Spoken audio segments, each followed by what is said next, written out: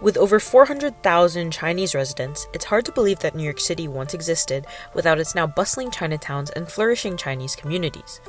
But in 1960, all Asian and Pacific Islander immigrants combined only made up less than 0.5% of New York City's population. In 1965, however, one act transformed immigration forever. At the base of the Statue of Liberty, President Lyndon B. Johnson signed the 1965 Hart-Celler Immigration and Nationality Act, which abolished nationality, race, and ancestry as factors to refuse immigration. Early American legislation consistently excluded Chinese immigrants from entering the U.S., systematically barring them from success since their first arrival in the 1840s. However, over a century later, the 1965 Hart-Celler Act widened the gates of immigration, allowing significantly more Chinese immigrants into America. As a result, a burgeoning Chinese community flourished in New York City in the decades that followed, greatly enhancing the socioeconomic and political status of its members. By 1851, 25,000 Chinese immigrants traveled across the Pacific to work as miners during the California Gold Rush. This workforce, content with lower pay than their white counterparts, appeared amidst a labor shortage. Eager for cheap labor, employers welcomed them into the country for work, which enraged white workers that were replaced. In May 1882, in order to appease white miners, the Chinese Exclusion Act was signed into law, completely prohibiting Chinese immigration for 10 years. The Chinese Exclusion Act was the first major U.S. law to prevent a specific ethnic group from immigrating to the United States. But animosity and violence towards the Chinese persisted. After restricting new Chinese immigration, the United States government took to shutting the country's doors on those that had already built their lives on its soil. The 1888 Scott Act prohibited 20,000 Chinese workers that temporarily left the country from returning to their American homes. Furthermore, under the Geary Act of 1892, all Chinese Americans were required to carry a certificate of residence at all times, with failure to do so punishable by deportation.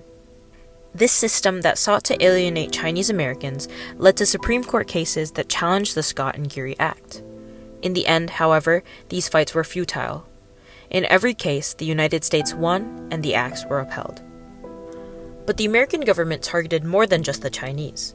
The Immigration Act of 1924 restricted visas to 2% of each nationality already present in the United States, and excluded Asian immigrants completely.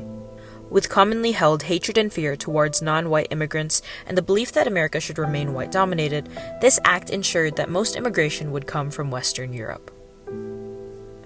Throughout the 1950s, Chinese Americans were villainized as the Second Red Scare spread suspicion of communist development in Chinese communities. By this time, communities of Chinese immigrants in New York City began to form. Known as Chinatowns and found in each borough, these communities were mostly made up of male sojourners, whose main goal was to make money to support their families in China. The Chinese Benevolent Association served these settlers as employment brokers, providing them with employment in laundry, groceries, and gift stores. In 1953, the President's Commission on Immigration and Naturalization released the Whom We Shall Welcome report, detailing the failures of America's immigration policies. It revealed the need for immigration to fuel America's economy and manpower, foreign pressure to open immigration, and the law's blatant biases against countries outside of Northern and Western Europe.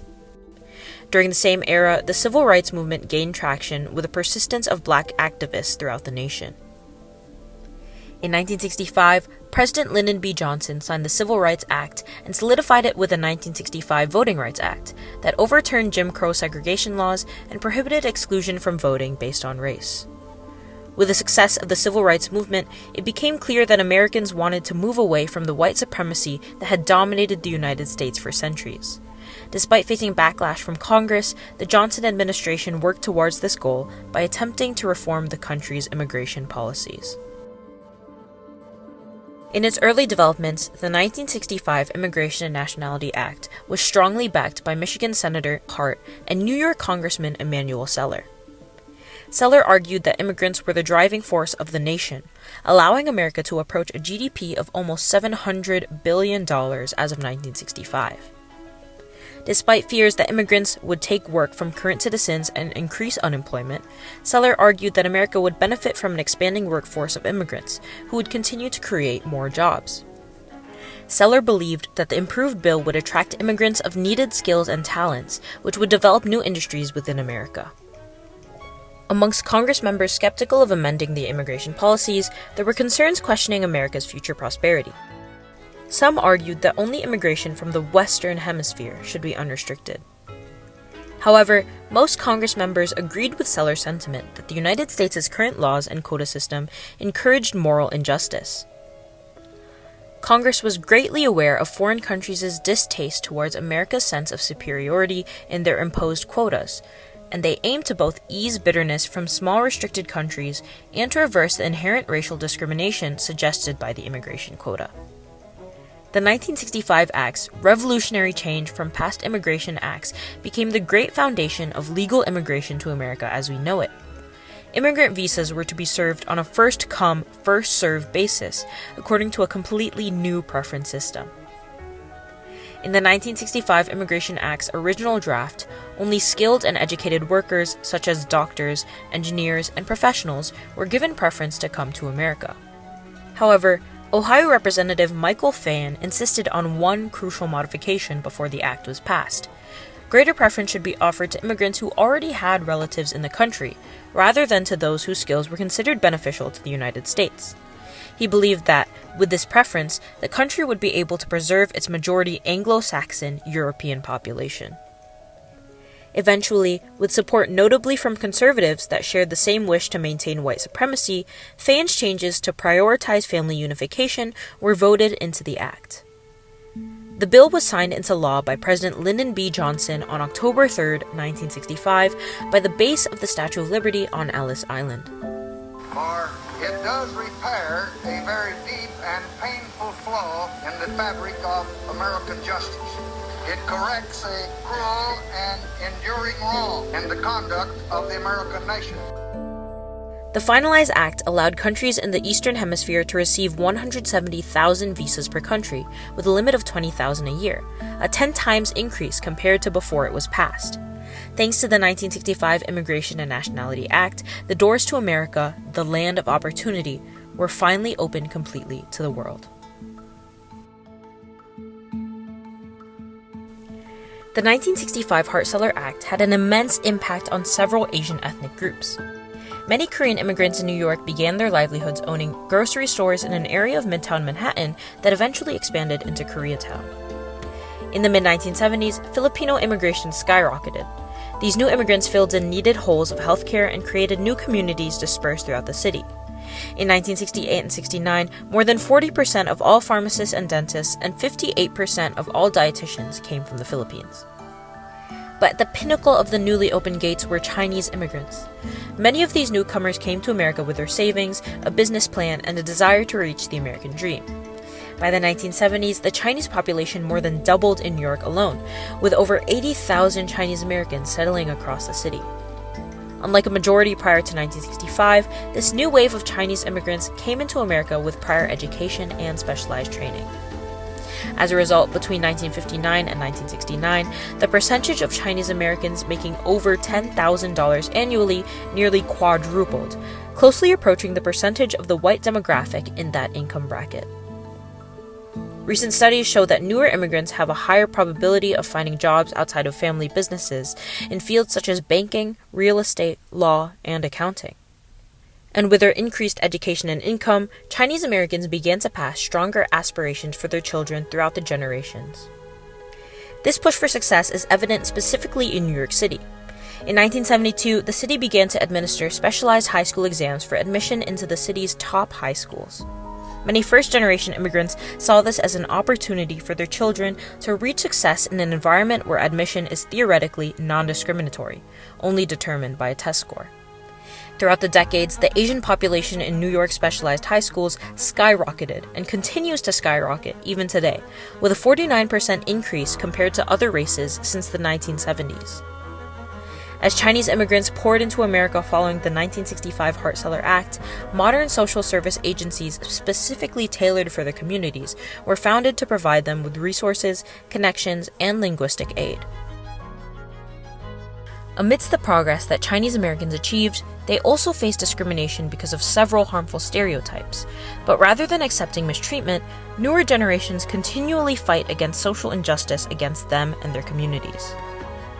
For example, many took civil duty into their own hands with participation in the Chinatown Advisory Council, which exploded in popularity by the 1980s. One of the leading activists was Corky Lee, a Chinese-American photographer from Queens, New York, who inspired activism through his documentation of discrimination against Asian Americans. Notably, he photographed working immigrants, a significant garment union strike in Manhattan's Chinatown, and the Vincent Chin rally to protest the racially motivated killing of a Chinese man in Detroit. His work fostered the union of minorities and clapped back against racist and stereotypical media. Even in the present day, Chinese New Yorkers continue to actively fight for their beliefs and their communities. In the modern day, they tackle a continuous issue that threatens to displace them and destroy what they have built for generations: the gentrification of Chinatown. In the ongoing protest against a mega prison to be built in Chinatown, many have taken to civil disobedience, protests, and boycotting to protect Chinatown, claiming that the rebuilt prison will taint the historical cultural enclave's preservation, contribute to the closing of local businesses, and take a budget and other resources that could be used to benefit residents of the local community. There's so many people in this particular community who are really animate about protecting it, like not letting Chinatown just disappear, become like other Chinatowns where you just have a few restaurants, and that's it. And really saying like it's the people like here that makes our community so great, and like we need to protect that. During President Johnson's remarks at the signing of the 1965 immigration bill, he looked to the future and boldly stated that this bill that we will sign today is not a revolutionary bill. It does not affect the lives of millions. It will not reshape the structure of our daily lives or really add importantly to either our wealth or our power. But time has proven him wrong. The 1965 Immigration and Nationality Act permanently shifted society, tradition, culture, and demographics to the America we know of today. This bill fostered the movement to level the playing field for Chinese immigrants who were consistently left one step behind in the past. In the present day, over a century after the 1882 Chinese Exclusion Act, the Chinese American legacy of resilience and ambition for success persists. The prosperous growth of Chinese American communities, societal standing, political activism, and economic opportunity is all thanks to the 1965 Immigration and Nationality Act, a turning point that opened America's doors completely for the first time.